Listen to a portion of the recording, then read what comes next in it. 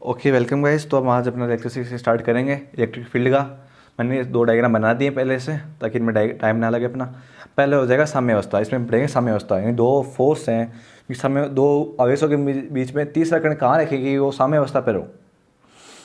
मतलब उसका F net zero होना चाहिए। साम्यावस्था के लिए पहली शर्त अपनी ये होनी चाहिए कि एफ नेट होता है ना, वो जीरो होना ही चाहिए, यानी उस कण पर टोटल बल जीरो होना चाहिए। फिर साम्यावस्था दो प्रकार से लेंगे यहाँ पे, स्थायी साम्यावस्था और अस्थायी साम्यावस्था। अब इसमें ये कण यहाँ है, इसको हमने यहाँ से छोड़ा तो ये यहाँ पे चला जाएगा, फिर यहाँ पे जाएगा, फिर वापस यहाँ पे आ जाएगा, ऐसे ऐसे कुछ करेगा, फिर लास्ट में यहाँ पे रुक जाएगा। तो देखिए स्थायी साम्यावस्था। लेकिन यहाँ पे कण ऐसा थोड़ी करेगा। अभी यहाँ को इस कण है, मान लो इसको यहाँ से अपने छोड़ दिया, ड्रॉप कर दिया यहाँ से, तो ये इस नीचे चला जाएगा, फिर वापस ऊपर थोड़ी कैसे आ पाएगा, तो ये नहीं आ पाएगा। फिर साम्यावस्था के लिए मतलब कुछ पॉइंट होते हैं, मैं लिखा देता हूँ मैं साम्यावस्था से। क्वेश्चन इसके इंपॉर्टेंट होते हैं अपने। साम्यावस्था, यदि कण पर, इसमें पहला ये होता है कि यदि कण पर दो बल कार्यरत हों। दो बल कार्यरत कैसे होंगे, मतलब एक बल अपने एम जी नीचे की लग रहा है और एक बल अपने आवेश का बल होता है वो उसको ऊपर की ओर खींच रहा है, तो वो ना तो ऊपर जाएगा और ना नीचे जाएगा, तो उसका एफ नेट जीरो हो जाएगा। दो बल कार्य इस प्रकार से होंगे। फिर दूसरा पॉइंट है ये कि दोनों बलों का परिमाण समान होना चाहिए। समान होना चाहिए। अब कोई भी दो बल है, उनका परिमाण होता है वो समान होना चाहिए। मतलब जैसे mg का जितना परिमाण होगा उतना ही qe का परिमाण होना चाहिए। पढ़ते हैं ना अपन, Q equal to plus minus N E, वो दोनों का विद्युत क्षेत्र का बल है, उन दोनों का बल का परिमाण समान होना चाहिए, तभी वस्तु बीच में टिकी रहेगी। तीसरा होना चाहिए बलों की दिशा। अपने को पता है, फिर भी लिखवा रहा हूँ मैं आपको, ताकि ये अपने ऐसे माइंड में सेट हो जाए। बलों की दिशा परस्पर विपरीत होनी चाहिए।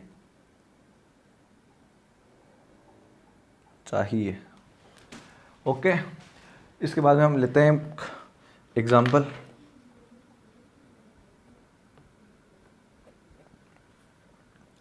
यहाँ पे क्यों आवेश है, यहाँ पे 4 क्यों आवेश है, ये इनको मिलाने वाली रेखा हो गई, ये है r डिस्टेंस की। अब अपने को उदासीन बिंदु डिफाइन करना है यहाँ पे। उदासीन बिंदु मतलब यहाँ पे इसके बीच अपने को उदासीन बिंदु डिफाइन करने की, इस रेखा को मिलाते हुए कहाँ उदासीन बिंदु आएगा।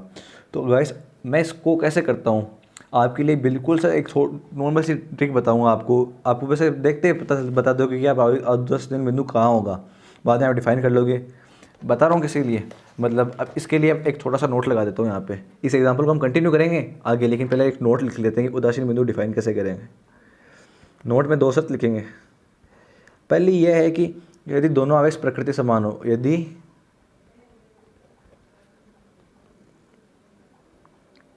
दोनों आवेशों की प्रकृति समान हो तो साम्यावस्था बीच में, यानी इस रेखा को मिलाने वाली बीच में, वह छोटू के पास। अब छोटू इसलिए कह रहा हूँ कि आपको दिमाग में रह जाए, छोटू यानी कम आवेश के पास होगी। अगर इस शर्त को हम इसमें डिफाइन करें तो कैसे डिफाइन करेंगे, यदि आवेशों की प्रकृति समान हो, प्रकृति दोनों की समान है, ये भी पॉजिटिव है, ये भी पॉजिटिव है। ओके, ये काम अपना हो गया। बीच में यानी इनके इसको मिलाने वाली रेखा के बीच में होगी, वह छोटू के पास होगी कम आवेश। तो कम आवेश में से कौन सा, ये 4 क्यों है, ये क्यों है, तो ये लगभग यहाँ आ जाएगा, ये उदासीन बिंदु अपना यहाँ आएगा। फिर हम उसको डिफाइन कर लेंगे कि ये इसको अपने से दूर धकेल रहा है, ये इसको अपने से दूर धकेल रहा है। वो जैसे भी डिफाइन करेंगे, बाद में डिफाइन करेंगे। ओके, उसके लिए दूसरी शर्त क्या होगी अपने, दूसरी शर्त ये होगी यदि आवेशों की प्रकृति विपरीत है, मतलब विपरीत प्रकृति के लिए भी ले लेते हैं। यदि आवेशों की प्रकृति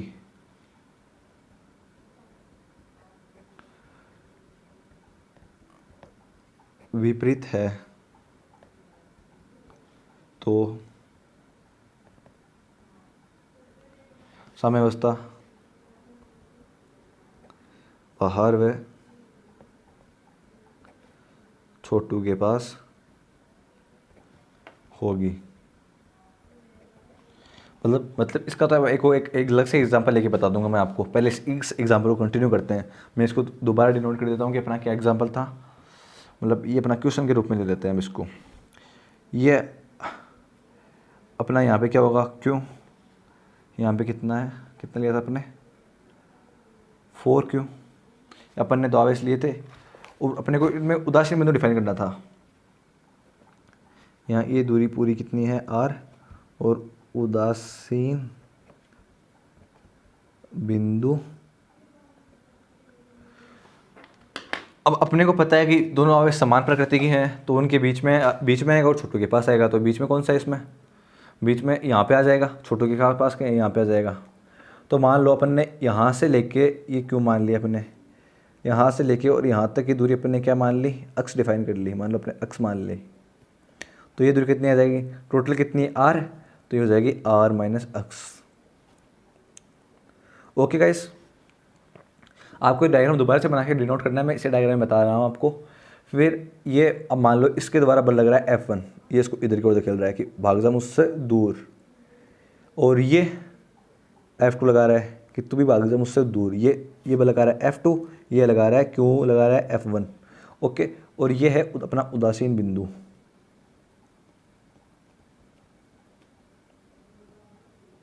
उदासीन बिंदु के लिए क्या लिखा है, F net इक्वल्स टू 0, यानी ये आवेश और ये आवेश इक्वल करेंगे तो दोनों आवेश इक्वल होने चाहिए। अपने लिख रखा है अपने शर्त में कि दोनों बलों का परिमाण समान होगा। परिमाण समान तभी होगा जब दोनों इक्वल होंगे। तो हम दोनों आवेशों के मान को इक्वल पुट कर देते हैं। अपन क्या करेंगे, F1 equals to F2। F1 का मान लिखेंगे KQ डिवाइड बाई अक्ष स्क्वायर लिखेंगे, क्योंकि इनके बीच की दूरी अक्ष है, अपने अक्ष डिफाइन की है। देखिएगा इसे मैं आपको बताता हूँ।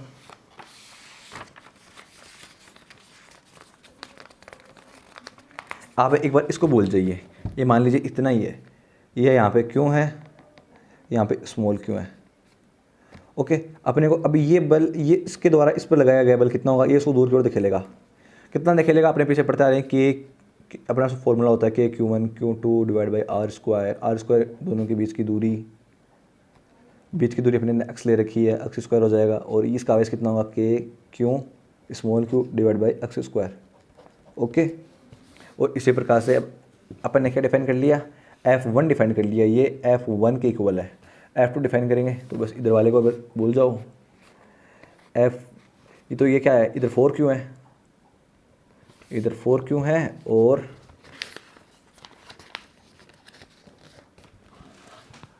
इधर अपना 4Q है, और ये 4Q इस Q को इधर और धकेल रहा है, उस और धकेलेगा, भाई तू मुझसे दूर चला जा। ये अपना क्या है, F2 है। तो इसे कैसे डिनोट करेंगे, K खुद का इस आवेश 4Q, ये कितना है Q डिवाइड बाई बीच की दूरी कितने बनी है, R माइनस अक्स का होल स्क्वायर। ये अपने पास क्या आ गया, F2। अब दोनों को अपने को इक्वल पुट करना है, तो इक्वल पुट कर दो। क्या है, क्या लिखेंगे, KQ 4Q कोष्टक में ले लेता हूँ मैं, और डिवाइड बाई R माइनस अक्स का होल स्क्वायर। अपने मैथ में क्या पढ़ते हैं कि ऐसे इक्वल पुट है, तो अगर दोनों भाग में बटा में है तो इनको क्रॉस मल्टीप्लाई कर दो, इसको इससे मल्टीप्लाई कर दो। तो मैं आपको ऐसे जनरली लिख देता हूँ R माइनस अक्स का होल स्क्वायर मल्टीप्लाई KQ, फिर आ जाएगा KQ। इसको इससे भी तो करेंगे ना गाइस, इसको इससे मल्टीप्लाई कर देंगे, इसको इससे मल्टीप्लाई कर देंगे। मैं करके बताता हूँ आपको। KQ ये 4Q है अपना, कोष्टक में ले रखा है, इस पूरे को मल्टीप्लाई करना है अपने को अक्स स्क्वायर से। अब चीज़ें मैं काट रहा हूँ, आप इसको पहले लिख लो, क्योंकि मैं इसी लाइन में कुछ चीज़ों को काटूंगा। कैसे, K कट गया, स्मॉल Q से स्मॉल Q कट गया, और एक 4Q है यहाँ पे। ओके, ये दो चीज़ें अपनी कट गई। फिर अपने क्या बचेगा, क्यों से क्यों कट गया, तो यहाँ पे क्या बचा अपने पास, आर माइनस एक्स का whole square is equals to 4x²। अब हम दोनों साइड का क्या करेंगे, अंडर रूट के ले लेंगे। मतलब अब ये अपने पास क्या आ गया यहाँ से, आर माइनस एक्स का whole square is equals to 4x²। 2 का रूट लेंगे, 4 का रूट लेंगे 2, और x का रूट लेंगे 2, x² का लेंगे रूट लेंगे तो x आ जाएगा। इसका रूट लेंगे तो आर माइनस एक्स आ जाएगा, और x माइनस का है उधर जाके क्या हो जाएगा, प्लस का। इधर क्या हो जाएगा, are is equals to 3x। अपने को x का मान डिफाइन करना है तो x इज इक्वल्स टू आ जाएगा r/3, यानी r/3 दूरी पर उदासीन बिंदु आएगा। मैं इसको यहाँ पे भी लिखा देता हूँ, अपना ने जो किया है वो यहाँ पे भी लिखवा देता हूँ मैं आपको। इसका रूट लेंगे तो क्या आ जाएगा, r minus X is equals to 2x, और x इज इक्वल्स टू आ जाएगा r/3, r/3 यानी r की तीसरी दूरी पर, r/3 दूरी पर ये उदासीन बिंदु हो जाएगा। ओके, अब चाहे तो अब r/3 का मान आ गया, तो r में से r/3 घटा दोगे तो अपने मान माना नहीं r का कुछ भी, तो ऐसे डिफाइन हो जाएगा। ये समझ में आ गया। अब एक माइनस वाला और लेते हैं अपन। यहाँ पर लिखा है ना, यदि आवेशों की प्रकृति विपरीत हो तो साम्य अवस्था बाहर व छोटू के पास होगी। कैसे होगी बताता हूँ आपको, टेंशन मत लिया आप किसी भी चीज़ की, आराम से एक ही चीज़ बताऊँगा आपको। अब अपन नेक्स्ट क्वेश्चन लेते हैं। अपन क्या लेंगे, माइनस वाला क्वेश्चन लेंगे। इसमें आपको एक अच्छा सा फिर माइनस का वाला क्वेश्चन देखता हूँ मैं। अब हम माइनस वाला क्वेश्चन लेंगे। इसमें मैं आपको लिख देता हूँ क्वेश्चन लिख देता है अपन। इधर मान लेते हैं अपन 9q मान लेते हैं, चलो इधर पॉजिटिव मान लिया और उधर नेगेटिव मान लेंगे। इधर नेगेटिव में -q मान लिया। अपने को दूरी फिर से ये r ही दे रखी है। अब इनको उदासीन बिंदु डिफाइन करना है।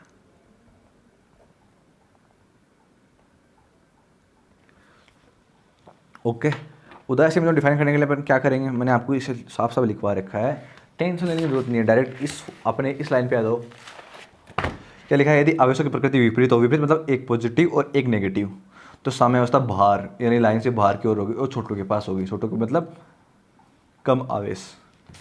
कम आवेश कहाँ पे है, यहाँ पे ये माइनस क्यों है, ऑब्वियसली कमी होगा अपने पास, पता है अपने को। तो फिर ये यहाँ से धक्का लगाए उसको उधर की ओर, तो मान लेते हैं ये कुछ यहाँ के समथिंग आ जाएगा ये उदासीन बिंदु। अब इसको ये तो खींचेगा अपनी ओर, ये आवेश, और ये आवेश खींचेगा उसको बाहर की ओर देगा। ये आवेश इस आवेश की चलेगा बाहर की ओर। ये अपन मान लेते हैं F2 इसके द्वारा मिला F2 और इसके द्वारा मिला उसको F1। इसके द्वारा दिखा देता हूँ, इसके द्वारा मिला इसको F। अब अपने को ये दूरी डिफाइन करनी होगी बीच वाली। ये अपने मान लेते हैं, चलो ये दूरी इसकी x से मान लेते हैं। ये डिफाइन कर ली x, डिफाइन मतलब मान ली अपने x दूरी अपन ने ये मान ली। तो फिर ये कितनी हो जाएगी, टोटल कितनी हो जाएगी r प्लस एक्स। अब यहाँ से यहाँ तक की दूरी डिफाइन करनी है अपने को। ये भाई इतनी r है और अपनी x और मान ली, तो क्या हो गई r प्लस एक्स हो गई साम्य अवस्था। अब अपने को साम्य अवस्था डिफाइन करनी है, यानी कि साम्य अवस्था में दोनों के मान को इक्वल पुट कर दो, यानी F1 is equals to F2। अब आपको मैं बताता हूँ F1 कैसे डिफाइन करना है अपने को। एक मिनट आपको अभी बताता हूँ मैं। F1 है अपना, F1 डिफाइन करेंगे, कैसे करेंगे कि 9q कैसे, क्योंकि F1 ये वाला है ना, तो ये आवेश आ जाएगा एक बार और एक बार ये आवेश आ जाएगा। 9q small q divide by total दूरी कितनी हो जाएगी r प्लस एक्स का होल स्क्वायर। कैसे, ये r तो पहले से थी और अपने x और ऐड कर दी, क्योंकि x दूरी पर अपने ये बिंदु माना है, छोटू से दूर की ओर मानना है और बाहर की ओर मानना है।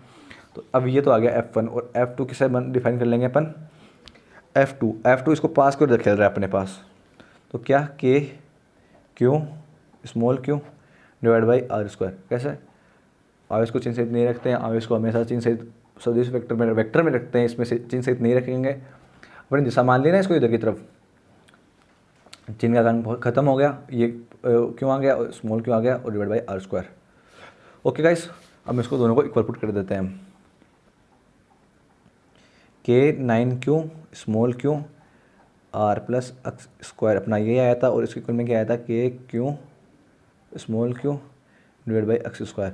पहले वाले क्वेश्चन की तरफ वजन मल्टीप्लाई कर देंगे। मैं आपको डायरेक्ट अब चलो बता ही देता हूँ मैं आपको। ये एक्स स्क्वायर है, ये के 9 क्यों और ये कितना हो जाएगा के क्यों, ये स्मॉल क्यू और इसको मल्टीप्लाई करना है आर प्लस एक्स का होल स्क्वायर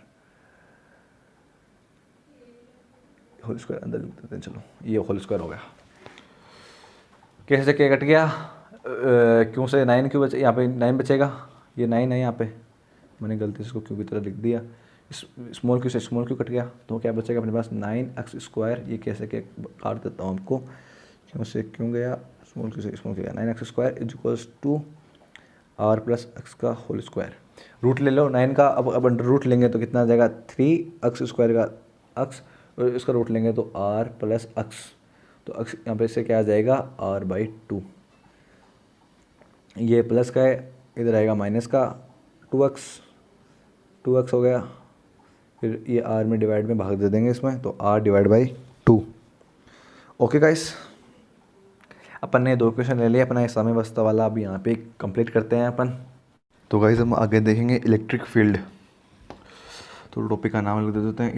इस चैप्टर का मेन हेडिंग यही है अपनी, अब electric field, ELEC, electric field. Okay, अब इलेक्ट्रिक फील्ड यानी विद्युत क्षेत्र, जैसा कि अपने चैप्टर का नाम भी है। अब विद्युत क्षेत्र क्या होता है, मतलब विद्युत क्षेत्र वह क्षेत्र होता है जिसमें आवेश को लाने पर वह विद्युत बल अनुभव करें, यानी उस विद्युत का एक क्षेत्र होगा, उसमें कोई आवेश को लाएंगे ना तो उस पर विद्युत बल अनुभव होगा। कैसे होगा, हम लिख देते हैं पहले इसको।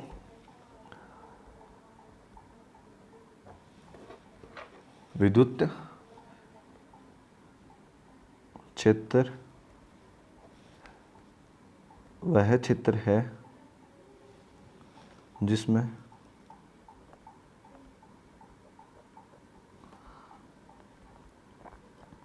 आवेश को लाने पर वह विद्युत बल अनुभव करे। ओके, मतलब ये अपना कुछ स्रोत है, यहाँ से ये विद्युत क्षेत्र है इसका, ये अपने विद्युत क्षेत्र दर्शा रहे हैं यहाँ से, और यहाँ पे कोई ये बिंदु P है।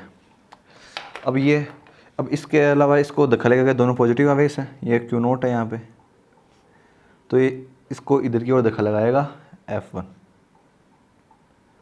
अब अपने को तीव्रता याद करनी है, ये परीक्षण आवेश है, इसको हमने मान लिया, क्या मान लिया,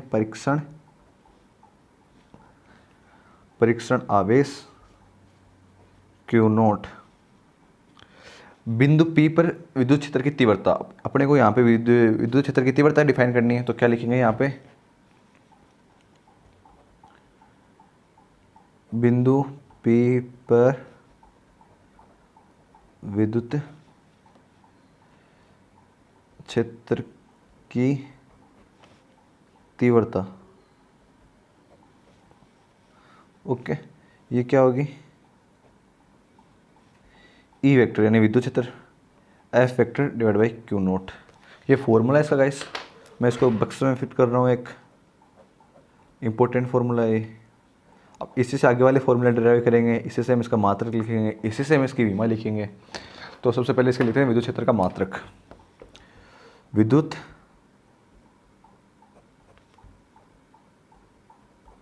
क्षेत्र का मात्रक। अब विद्युत क्षेत्र का मात्रक ऐसा ही पद्धति में क्या होगा, न्यूटन पर कूलाम। इसका क्या मात्रक होता है, न्यूटन, और इसका होता है कूलाम, तो ये होगा न्यूटन पर कूलाम। ये कैसे रटना नहीं, बिल्कुल एक ही चीज़ बता रहा हूँ आपको।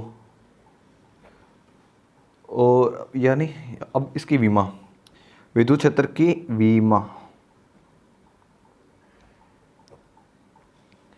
अब विमा कैसे डिफाइन करेंगे, अपने को पता है न्यूटन की विमा क्या होती है, ये साइड में लिखा देता हूँ आपको, अपने को लर्न कर लो।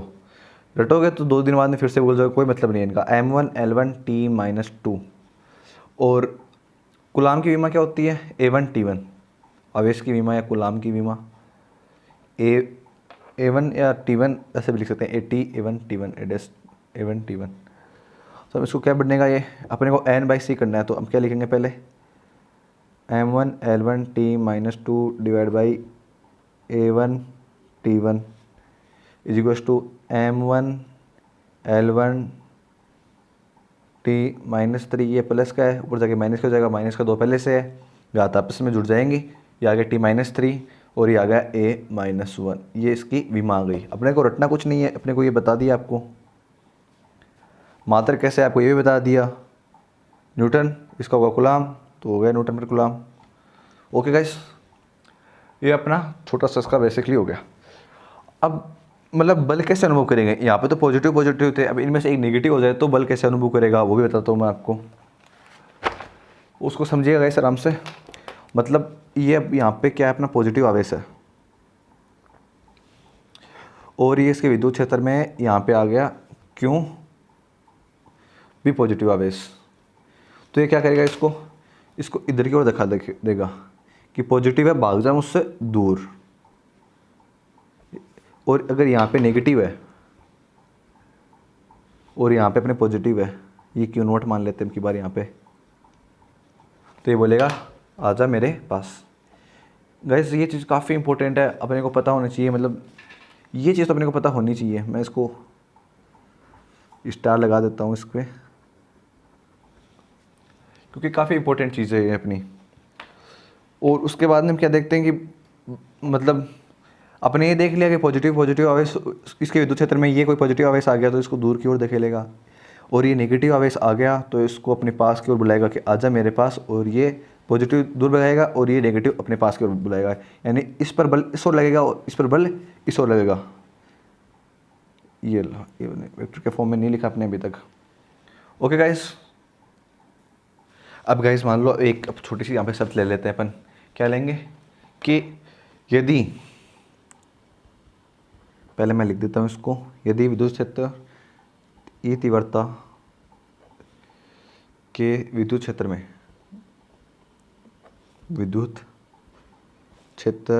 में क्यों परिमाण के आवेश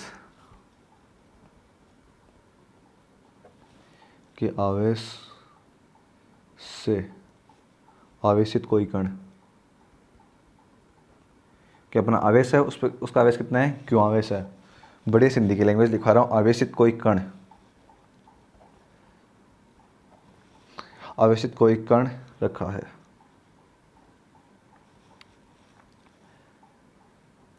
तब उस पर कार्य करने वाला विद्युत बल फोर्स इक्वल्स टू QE हो जाएगा। कोई आवेश है कोई आवेश Q से आवेशित है, इस पर बल कार्य कर रहा है, तो फोर्स इक्वल्स टू QE हो जाएगा। पॉजिटिव आवेश है, इससे विद्युत क्षेत्र क्या होगा, बाहर क्यों निकलेगा। ये अपनी बुक में डायग्राम दे रखा है तो मैं इसको बना के बता देता हूँ, मतलब पहले बता भी दिया मैंने इसको। ये पॉजिटिव और नेगेटिव है, वो उसका आएगा अंदर की ओर, ये भी अपने पास बुलाएगा। ये इसका विद्युत क्षेत्र का परिमाण, यह भी अपने पास की ओर बुलाएगा कि आजा मेरे पास, ये भी अपने पास बुलाएगा आजा मेरे पास, ये भी अपने पास बुला रहा है आजा मेरे पास। ये सारे इसको, ये सभी आवेशों को अपनी ओर खींचेगा, मतलब कोई यहाँ पे आवेश आएगा तो इसको नेगेटिव को अपनी ओर खींचेगा। ओके, हम इसके बाद में हम देखेंगे बिंदु आवेश के कारण विद्युत क्षेत्र। तो अपनी नेक्स्ट हेडिंग क्या होगी, बिंदु आवेश के कारण विद्युत क्षेत्र। तो हम लिखते हैं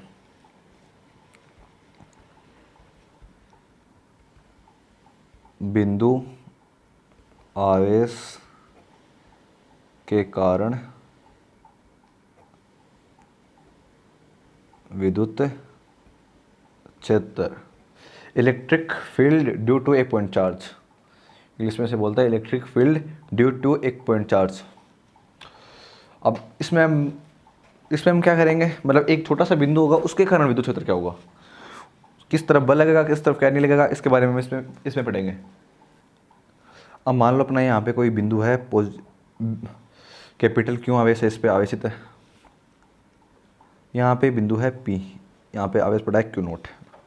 तो इससे फोर्स कितना लगेगा, पहले फोर्स डिफाइन करते हैं अपन। इस पर फोर्स इस पे लगेगा F equals to K Q naught divide by R square. अब तो आपको बताने की जरूरत नहीं होगी, के तो अपने आएगा क्यू नोट यह आवेश बट्टा दोनों के बीच की दूरी अपने आर मान रखी है, ये दे बता देता हूँ आपको। ओके, अब अपने को बिंदु P पर विद्युत क्षेत्र डिफाइन करना है। बिंदु P पर विद्युत क्षेत्र, तो विद्युत क्षेत्र का कैसे लिखेंगे, अपने फॉर्मूला पढ़ा है अभी F divide by Q naught. अब F का मान क्या है, K Q naught divide by R square, और ये डिवाइड में क्यू नोट से क्यू नोट कैंसिल हो जाएगा, तो कैसे आएगा E इक्वल्स टू, अब बिंदु आवेश के कारण विद्युत क्षेत्र कितना होगा, K Q divide by R square. बहुत इंपॉर्टेंट फॉर्मूला है ये क्यू नोट से क्यू नोट कैंसिल हो गया, और ये बिंदु आवेश के कारण अपना विद्युत क्षेत्र का फॉर्मूला है, सूत्र है, वो अपने पास आ गया।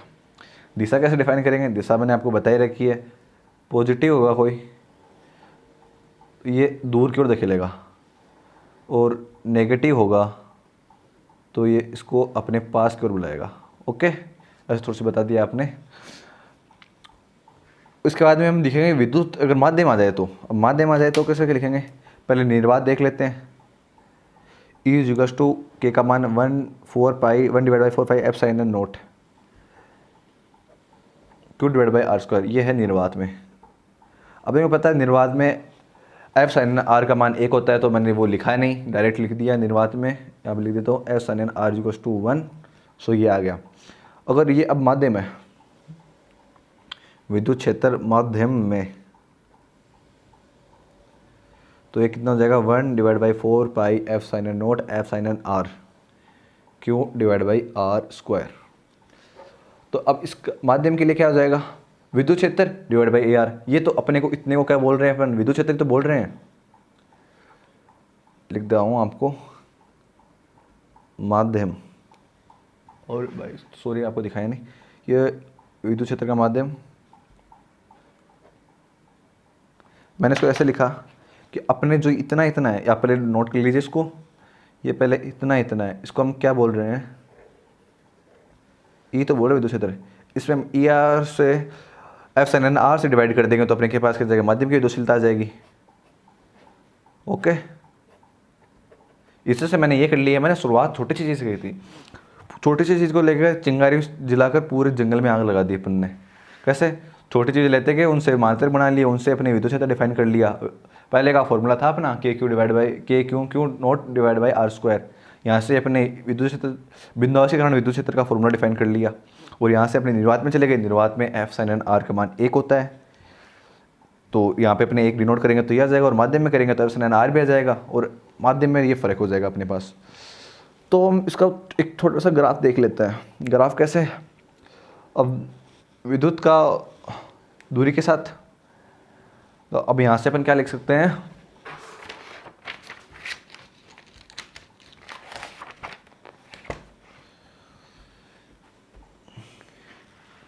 ओके में ओके, यहाँ पे क्या है, E equals to K Q divide by R square. अपने को इसके और इसके बीच में ग्राफ डिफाइन करना है, तो ये क्या हो गया, इसके बीच में होगा ना ग्राफ, तो हम क्या करेंगे, पैराबोला आएगा,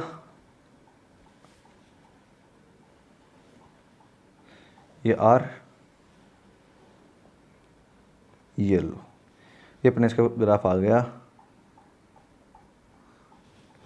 इसको हम ऐसे भी डिनोट कर सकते हैं, एक मतलब चलो यही आपको ये याद करना है, क्वेश्चन आए अपने को तो ये टिक करके आना है, या ऑब्जेक्टिव टाइप आएगा तो अपने को यही बना के आना है। विद्युत क्षेत्र दूरी की व्युत्क्रमानुपाती होती है, व्युत्क्रमानुपाती होती है तो वहाँ पे पैराबोला बनेगा, और पैराबोला इस टाइप का बनेगा। यहाँ पे अपने विद्युत क्षेत्र ले रखा है, यहाँ पे अपने दूरी ले रखी है r, तो ये बन गया इसका ग्राफ। अब एक छोटा सा पॉइंट और लिखेंगे हम, यानी एक सारणी है अपनी बुक में दे रखी है, आप उसको याद कर लेना कि काति भौतिक राशियों की परिस्थिति विद्यमान कुछ क्षेत्रों के मान, इन विद्युत क्षेत्र का मान कौन सी राशि में क्या होती है, आपको दिखा देता हूँ बुक में, आप इसको यहाँ से लर्न कर लेना। ये अपनी दिखा रखा है यहाँ पे कि कातिपय भौतिकीय परिस्थितियों में विद्यमान कुछ विद्युत क्षेत्रों के मान, ट्यूब में इतना होगा, वायु की विद्युत रोधक क्षमता इतनी होती है, ये इतनी होती है, अपने यहाँ पे दे रखे हैं सारी चीज़ें। ओके, और ये आगे वाला टॉपिक है, मैंने आपको पहले बता चुका हूँ मैं आपको, यही टॉपिक अपन डायरेक्ट इस पर क्वेश्चन करेंगे। ये टॉपिक मैंने आपको पहले बताया था ना, वही जो अध्यारोपण का नियम, वही ये है। इसमें बस सबका मान रखा हुआ है, उसमें मैंने मान नहीं लिखा था, बस सेम चीज़ है इसमें। ओके गाइस, तो अपन ने आज क्या किया, इसमें फॉर्मूला पढ़ लिया, इसका ग्राफ कर लिया, इलेक्ट्रिक फील्ड पढ़ लिया अपन ने, और साम्य अवस्था भी अपन ने देख लिया आज लेक्चर 6 में अपन ने, ये इतना सब कुछ कर लिया। अब बिंदु आवेश का हम सदिश रूप और देख लेते हैं, छोटा सा, सब छोटा सा, ये मतलब कुछ ज़्यादा बड़ा नहीं है। कुछ स्टूडेंट्स की डिमांड होती है कि भैया ये भी अपने को एक्स्ट्रा होना ही चाहिए इसमें, मैं लिखा बता देता हूँ आपको। बिंदु आवेश के कारण, बुक में तो नहीं है, बिंदु आवेश के कारण विद्युत क्षेत्र का सदिश रूप। कई बार इससे क्वेश्चन आ जाते हैं, डायरेक्ट क्वेश्चन आते हैं, डायरेक्ट कई बार फॉर्मूला भी पूछ लेते हैं इसमें। तो अपन ने क्या है कि इसको लर्न कर लेंगे। लर्न कैसे करेंगे, रटेंगे नहीं, समझाऊंगा मैंने आपको कैसे क्या है इसमें। ये है समान दिशा, इधर ले लेते हैं अपन, समान दिशा। ये है यहाँ पे पॉजिटिव क्यू, और ये यहाँ पे है कोई पी बिंदु। अब इसका विद्युत क्षेत्र इस ओर आएगा,